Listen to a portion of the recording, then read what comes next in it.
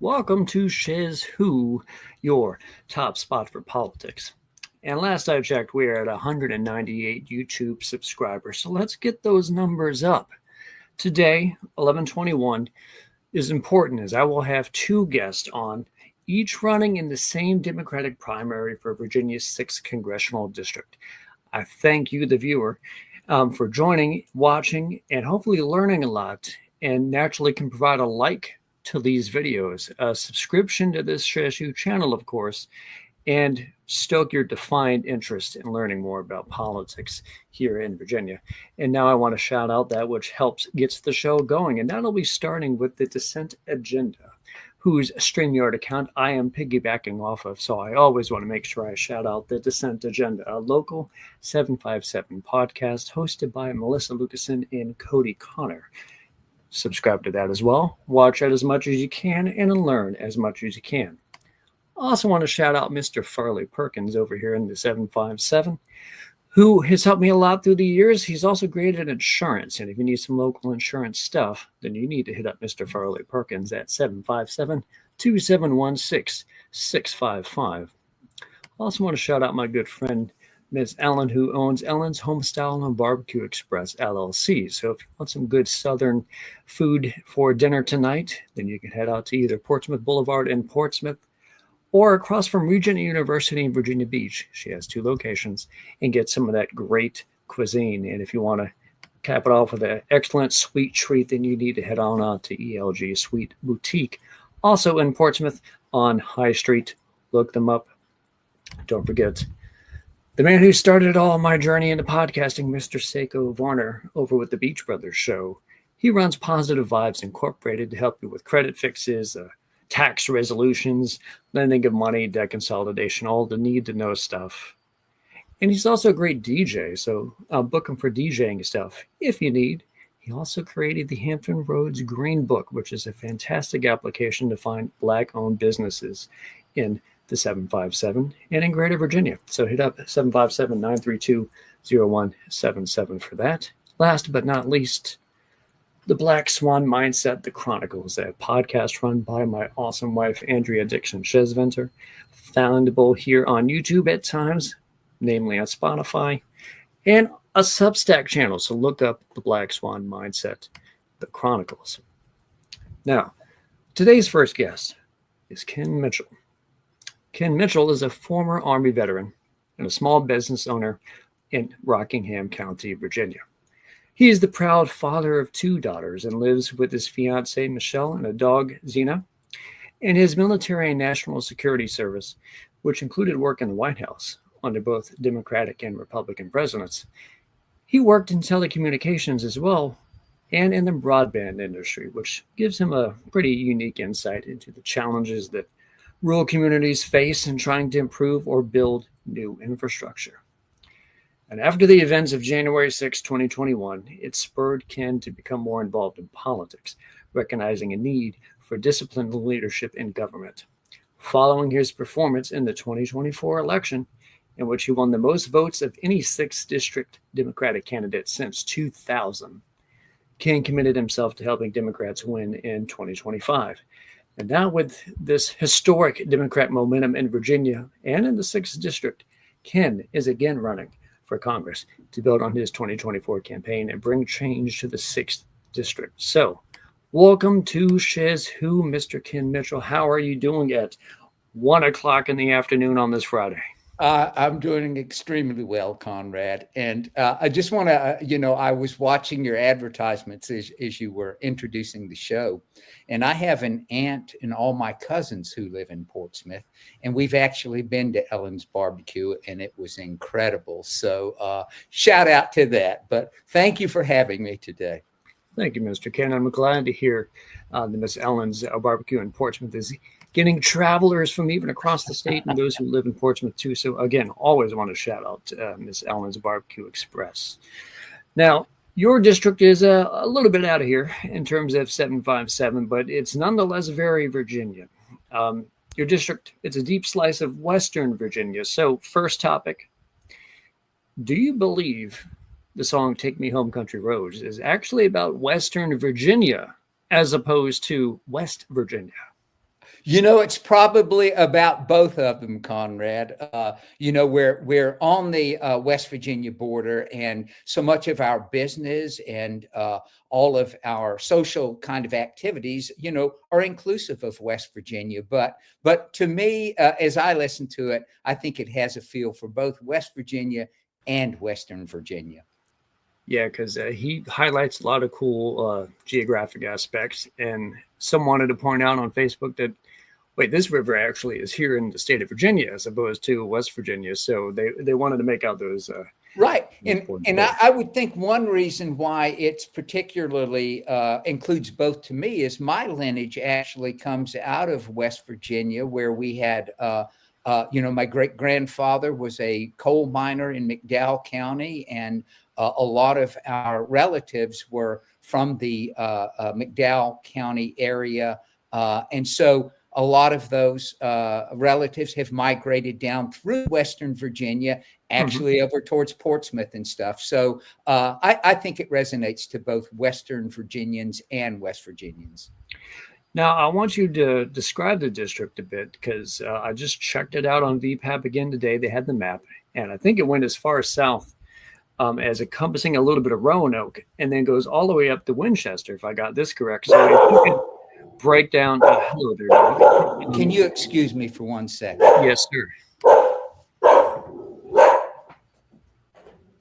Don't go live YouTubing. Some greatness from canines, and I've been on a plenty of shows in which a cat has climbed up upon my shoulder, so no begrudgment there. My apologies. Such are alive when my dog is inside. My sincere apologies. And that, if I recall, that is Xena. That's correct, and she's inside with me today, but she's going out on the farm now to protect her farm. So my apologies. Well, what I want to go to next is if you could just sort of break down your familiarity with the district, the best geographical features you like to visit, groups, businesses to traverse to.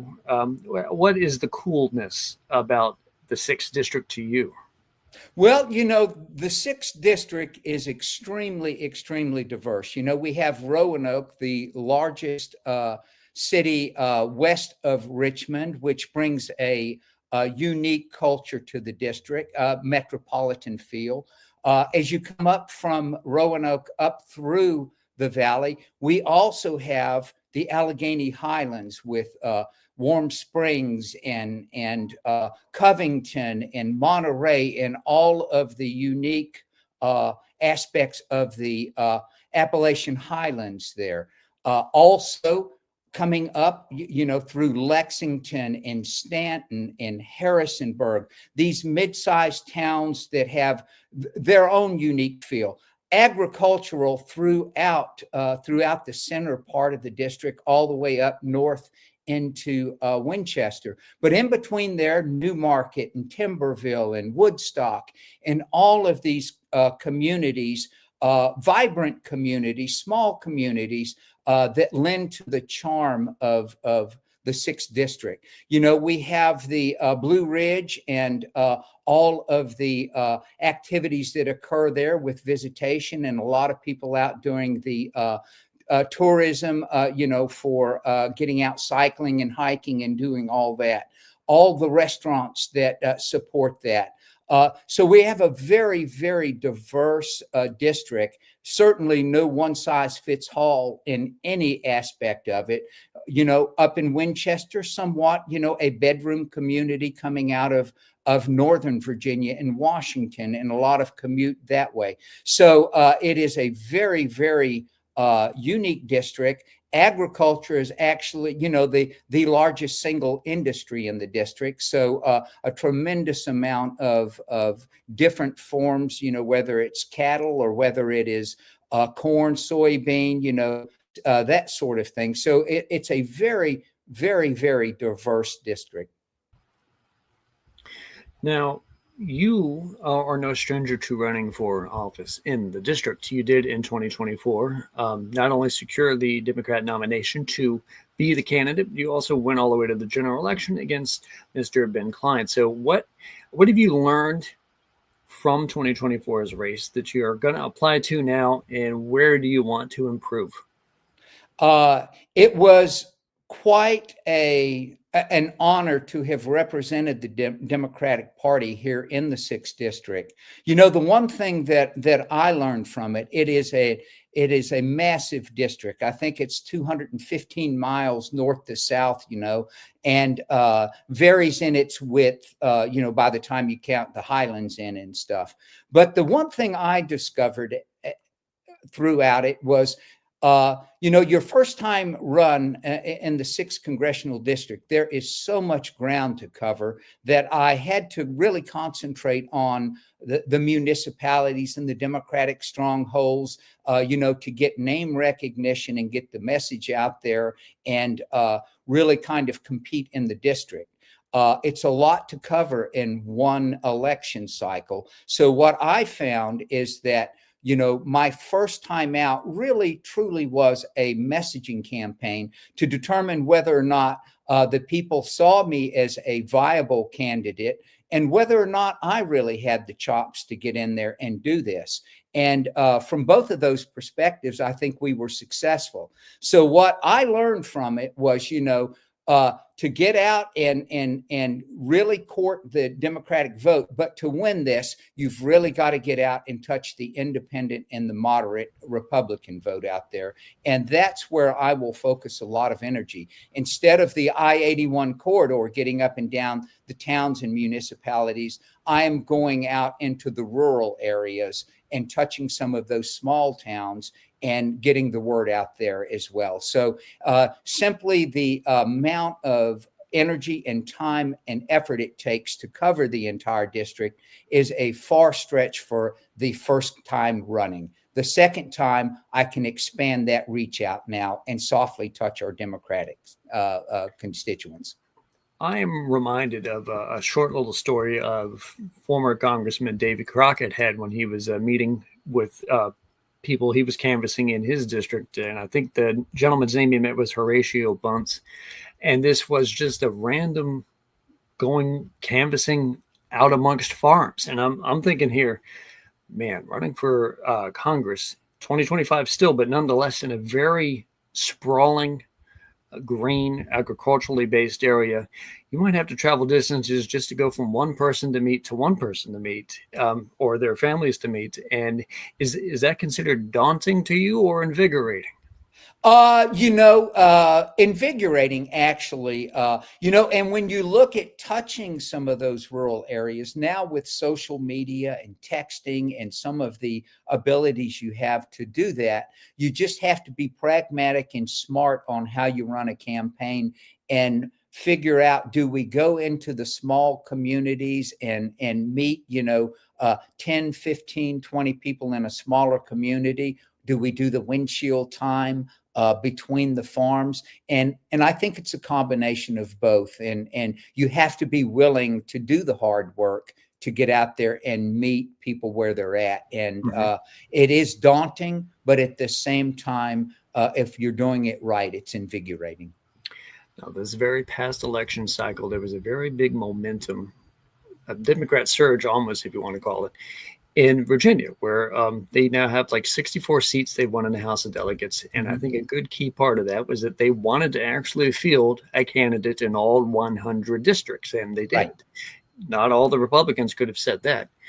And I'm wondering if, because they being the statewide party, had a better effort into trying to think statewide all at once, that maybe in a national sense, because you're running for a federal seat, the DCCC and perhaps even the Democratic Party of Virginia, you would encourage them to flex their muscle a bit, even out in districts that might be considered strong Republican, just to give them a better fight. Do you think that might happen?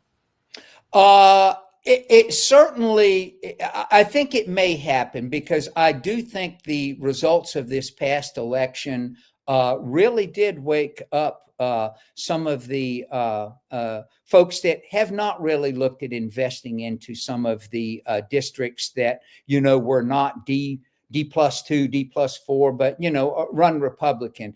And there has been a demographic shift. I think we sorely underestimate the independent vote out here that we could very, very much win over. And I think we saw a lot of that in this past election. So, building on the ground that we gained in this past election is something that we will seriously look at going into this congressional race that we have. And I think people are just going to be more apt to looking at the quality of the candidates, the experience of the candidates, and those candidates that can resonate with the people and are focused in on improving their lives. So I do think that it will bleed over into the congressional races. And I appreciate the concept of weighing the quality of the candidates. I know you have a little bit of a hurdle now because you're in a primary, which not only has yourself, but two other candidates in it just to win the Democratic nod. And then you'd have to go on against what I assume, of course, because I haven't heard anyone is trying to challenge the sitting Congressman, Mr. Klein, that it would be Congressman Klein that you will go against. Right. Not this time next year, but 10 months from now. Right. To which case, quality of candidate comes right back around here. We're weighing the quality of candidate, Mr. Klein here. What would you say could be the biggest criticisms of Congressman Klein, which is really giving you reason to want to run? The biggest criticism I have of Ben, and I don't attack Ben on a personal level at all. I attack him on his positions and his votes as he's been in Congress. And, Ben has painted himself into a corner, supporting simply the far right agenda and not supporting middle of the road independent and Democrat, but primarily, his base, his hardcore base. And, the fealty that he has shown to this administration over the people of the district he represents. For example, standing up to cut Medicaid and SNAP benefits for needy. And the needy here are not Democrats. They're Democrat, Independent, Republican. They're throughout the political spectrum here. But he has shown deference to a lot of hardworking Virginians and their families, and helping them bring costs down. By supporting 100% lockstep the policies of this administration, which are hurting the working class and middle class of this district. So that's probably my strongest criticism of not having any independence to stand up for what is right for Virginians and for the constituents here in the 6th Congressional District. And I second a lot of that mentality. And I think you could join me in saying that you might sense a little bit of a vibe difference between, say, where we are now to right before the election in 2024. Trump won that, yes. But it was a very the economy method in terms of affordability. Right. We're still talking about affordability. So now, and you don't have to have already disliked Trump like I've already disliked Trump. I think a lot of the general public is now even further souring from him because affordability hasn't solved. So that might lead into 2026 being a rather significant vibe difference between 2024 and perhaps even this year too. Going into that next year, where do you see your momentum in your race coupled with the rest in Virginia in 2026? I really think a lot of the difference when you looked at the 2024 race with a presidential race that was going on, a Senate race that was going on, and then down into the congressional, in 26, there will not be a presidential race. So more of the issues with Senator Warner running for re-election and the congressional, more of the emphasis is going to be placed on local issues, state level issues, and we can focus in more so on affordability and the things that, somewhat I think got overridden by the presidential election. And I was very critical of the Democratic message on the economy, because they were talking about Wall Street doing well and the gross domestic product, GDP, doing well and unemployment doing well. And all of those are indicators of how Wall Street is doing. And I was focusing my message on Main Street and what was impacting small businesses, small farmers, hardworking men and women. So I think more of the emphasis in 2024, because of the makeup of the election, will allow us to focus in on those issues more towards kitchen top tables and hardworking Virginians, and less on the national message. And I'm reminded, because I'm in a bubble. I always like to watch politics through the lens that I watch politics on YouTube. And a lot of videos I've been watching had been highlighting the fact that, especially after the tariffs really got going in the middle part of the year, and then toward the latter half of the year, we were really starting to hear a lot of pain from farmers, not just in Virginia, primarily, say, Arkansas, a lot of the green belt of the United States. You mentioned soybeans earlier. That was a big thing that was affected by tariffs, because China wasn't buying soybeans anymore. And this is something that would harshly negatively impact the 6th district. And I know this past election had a big talk about how Northern Virginia as well, because that is where a lot of the federal job cuts were because of Doge and stuff. So that's a section of Virginia that had pain.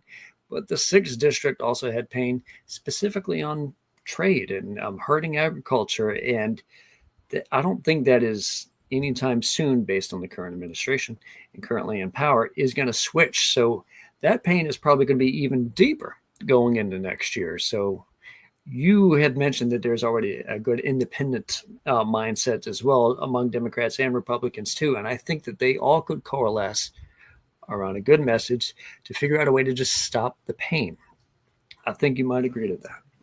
Oh, absolutely. The 6th Congressional District has 4 of the top agricultural counties in the state, Rockingham County, Shenandoah County, Page, and Augusta counties.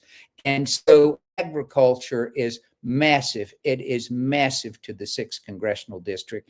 That's why I will seek to serve on the Agricultural Committee when I go to Congress, because I think that is how I can impact most effectively the economy within the 6th District, and then all the secondary businesses that affect economy. So it is truly, truly going to be these tariffs, whether they are on, China and how that impacted the soybean market, whether it is giving money to Argentina and to the beef industry down there, and somewhat, some farmers feeling that they're, the administration's turned their back on them. And so we have just got to make sure that we send principled leadership to Congress that understands the complexity and the diversity of the district. And that's not just agriculture. We have a very thriving metropolitan area down in Roanoke that certainly needs some assistance, potentially with the airport and programs down in Roanoke. But, right now, agriculture seems to be the impact that is hurting the 6th Congressional District the worst. And what other branches of the affordability tree do you see that you would really like to have the chance to try to fix as a congressman? It's not just agriculture, even though that's a primary one, but what other things about the sticker shocks of everything that we're seeing here today? It's not just me in Portsmouth or Virginia Beach. It's out there in the 6th District too. What would you like to address if you could?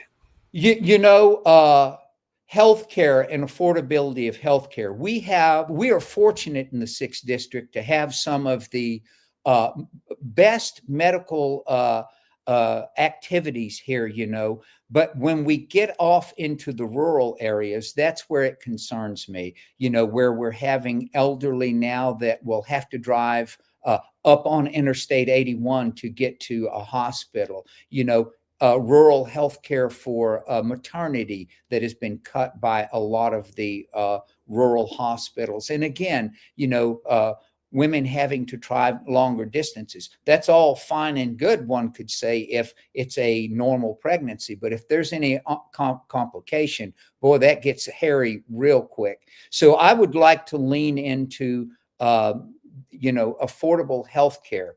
Also, simply the cost of living. And, we're all talking about affordability, and, sometimes it just rolls off the tongue like, hey, this is a convenient thing to run on. But when we look at the cost of childcare, for example, the cost of groceries, the cost of fueling your car up, insurance for your car, health insurance, just every aspect of living right now is expensive. And then in particular, I think it affects the younger folks, just getting started that much harder. Affordable housing, we've got to figure a way to do that. And I just don't see the brick and 2x4 and roofing and all of that getting any cheaper. So we've really, I think, got to look into the financing aspects of first-time home ownership and see what we can do there. And, I just as a little peek under the tent, we have a program where a veteran can buy their first house with minimal out-of-pocket costs to get into their first home. I think there may be a model there that we can look at for first-time home buyers, that they don't have to come up with these exorbitant out-of-pocket cost to get the mortgage, and then see if there's something we can do with interest rates for first-time home buyers to allow the youth to start to build up equity and start to achieve the American dream.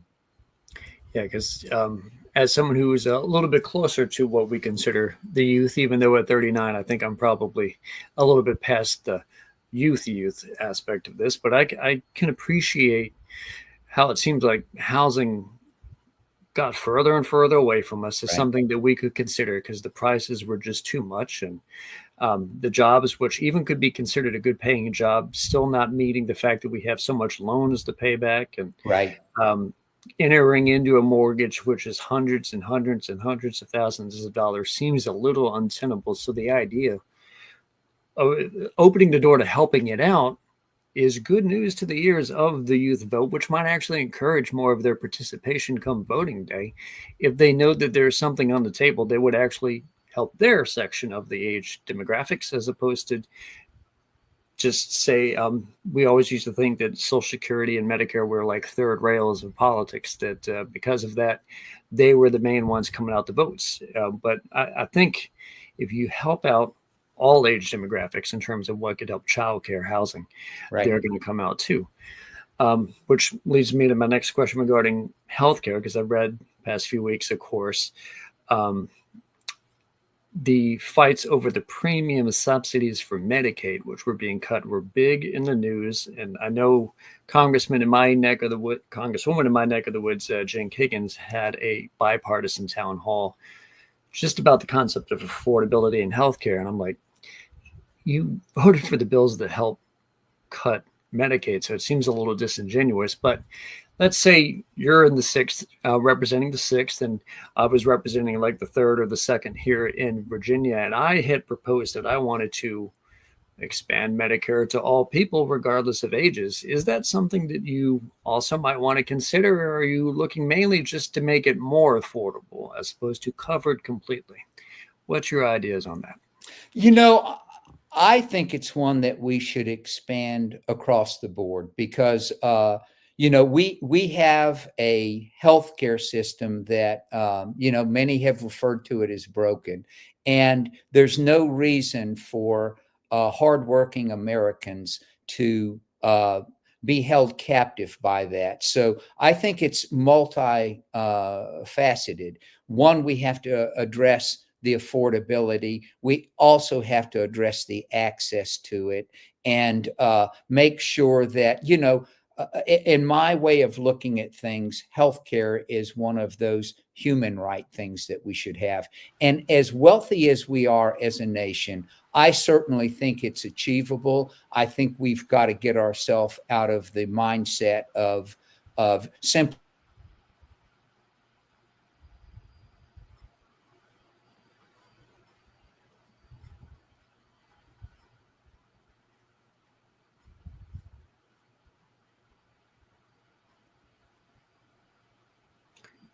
Thought he froze there for just a second. It may have just been what I saw, so I wanted to make sure that I held steady so it doesn't look like I'm doing anything weird. But I think the last sentence or two I might not have actually heard. If you want to repeat that, that's fine with me, the host. Yeah, again, I think healthcare is a human right that we have, and as rich as we are as a nation, we should be able to provide good health care to all, and figuring out not only access to health care but affordability to health care. And I think there is a path forward in that. When we look out, for example, Conrad, at paying subsidies to big oil, big pharma, airlines, and all of these big ag, all of these subsidies that were paid. When we look out bailouts that we have done to banking industries, airlines, automotive industries and stuff, it is time, I think, that we call back on that and say, look, we have helped these corporate entities out. It's now time for payback from them for a little bit because, we've run some national debt up in there doing that. And it's time that we make at least affordable health care, good quality health care available to Americans. And, get the number one reason for bankruptcy for hardworking American families right now is medical emergency medical debt that occurs from that. I think we're better than that. I think we're bigger than that. And I definitely think we can do better as a nation in that if we set our mind to do that. I like the sound of that. And one of the last policy-based questions I want to field to you today is in regards to transportation. Back when I ran for city council in Virginia Beach about 5 years ago now, my main hope was that I wanted rapid bus transit for Hampton Roads. You are interested in transportation improvements too. And I'm curious, from the division of the 6th District, what are things you would like to do and advocate for on transportation? A couple things. First, as we look out at rural areas, and the Allegheny Highlands come to mind to me in particular. When you look at transportation, just simply because of the mountainous terrain that they have there, and you look at transportation getting to a hospital, for example, spotty broadband, spotty cell coverage, all of this impacts, telemedicine, for example. You may not be able to do it up there, which forces you to get out to get to a medical facility. So transportation there, supported by organizations that can pick some of the elderly up and transport them. Because, you go to a medical appointment, you may take off at 8 o'clock in the morning, have multiple appointments, and not be even back on the road before the sun is going down, and just in situations where we shouldn't be. The same thing in rural areas throughout the district, simply helping seniors with going to the grocery, going to medical appointments, going to different appointments that they have in their daily lives, and making sure that we have that transit capacity. May not need to be a big bus, but it can surely be, transport vans and things of that nature. Anything that helps some of the rural residents out there that may find themselves in a situation where they're not comfortable out driving. Mm-hmm. Another thing that I would like to stress is I know that people are talking about I-81 improvements and widening that. And I understand the need for that. Anyone who's traveling on I-81 and has put the mileage I have on there understands that an accident, a construction zone, anything that can disrupt your commute there. But what I find, though, is when an accident or a delay occurs, we have all of this traffic that is coming off of I-81 onto our secondary roads in our towns and communities. And pretty soon we find that all of our secondary roads are congested with tractor trailers and all of this traffic, pass-through traffic on I-81 that absolutely disrupts local communities and the quality of life. And I pose it to people by saying, look, when that happens, and if a 911 emergency occurs, that you've got to access that by Route 11 or Route 340 or 522 or any of these routes in these communities along I-81, your safety is impacted by that. So we have got to not only invest in widening I-81, we've got to invest into getting those secondary roads in and around these communities that are parallel to I-81, where they do not come to a standstill because of commercial trucking. It's a very thorough way in thinking about making it more efficient for travel, which is just the main concept of transportation. It was always just trying to make it easier for us to get from A to B, right? In the myriad ways that we do it, from car or bus or truck. The trucking industry is always going to be important for the United States. So as long as they have excellent roads to be on, better. Because, man, how many times have we, say, visited Richmond and we're going to go up to DC, and you're like, geographically, it's not that long of a distance, but the standstill traffic among 5 lanes of things, and all the cars are right there with you. And we would wish for that just to be a little bit more efficient if we could. Exactly. Railways too. Well, yeah. And I think it does bring up, as we look at long range planning, it is inconceivable to me that we do not consider high-speed rail and rail for transport of all of the goods and services that are currently being hauled by 18-wheelers. Especially here in the 6th Congressional District, we have an inland port up there where all of this comes together up near Front Royal and Strasburg.